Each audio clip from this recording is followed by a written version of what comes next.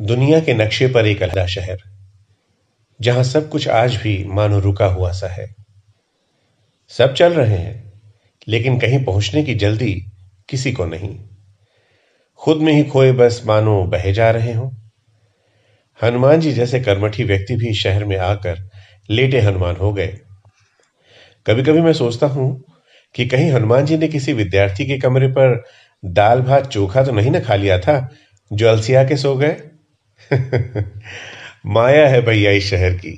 यहां सीनियर चीन बन के रहता है और जूनियर ताइवान। हॉस्टल में रहने वाला अमेरिका तो डेलीगेसी में रहने वाला उसकी सरपरस्ती में पलने वाला दक्षिण कोरिया।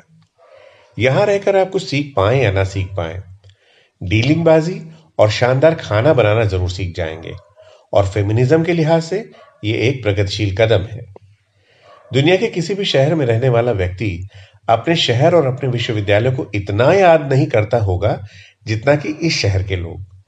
और हां, अगर जान जाने का डर ना रहे तो वो अपनी छाती फाड़ के दिखा दें कि ये शहर उनके दिल में कितना बसा हुआ है। और आखिर हो भी क्यों ना, ये शहर उनके लिए केवल शहर नहीं है, बल्कि उनके जीवन का वो बेहतरीन वक्त है जिसमें उन्होंने खुद को निर्मित किया है, परिमार्जित किया है।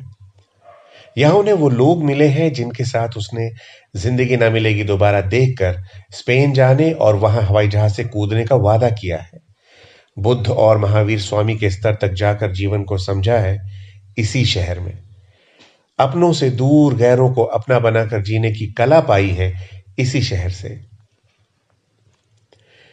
ये शहर अपने आप में एक साथ इतनी समृद्ध धार्मिक, सांस्कृतिक, राजनीतिक, ऐतिहासिक विरासत को समेटता है जिसे शब्दों में नहीं बयान किया जा सकता। पूरी दुनिया के सबसे बड़े धार्मिक जमावड़े अर्थात महाकुंभ को समेटते हुए शहर एक अलग ही रंग दिखाता है। एक तरफ जहां पूरे भारत में गंगा मेरी जमुना तेरी का दावा चल रहा हो, वहां इस शहर में गंगा और जमुना के संगम से निकलकर एक साझी संस्कृति मुस्कुराती है। इसी शहर से अंग्रेजों ने भारत के सिरमौर बनने की शुरुआत की, तो इसी शहर में आजाद था, आजाद हूं, आजाद ही रहूंगा का उद्घोष हुआ। इसी शहर में निराला ने राम की शक्ति पूजा की और होगी जय हे पुरुषोत्तम नवीन कहकर राष्ट्रीय आंदोलन को नई दिशा दिखाई। इसी शहर ने भारत का पहला वैश्विक नेता दिया तो भारत की पहली महिला प्रधानमंत्री भी।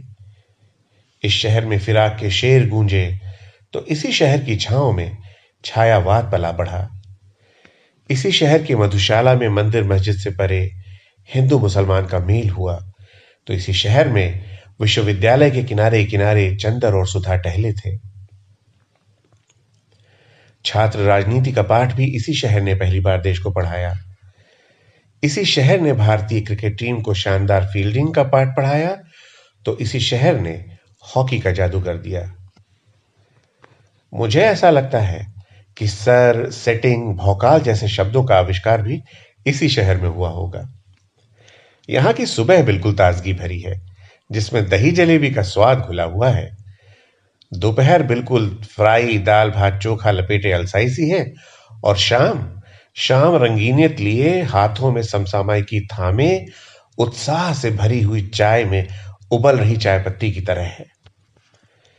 करजन पुल हो या नैनी ब्रिज अथवा अल्फ्रेड पार्क, हवा में वो रवानी है जो पूरी रात न सोने की थकान को भी चुटकी में खत्म कर देती है।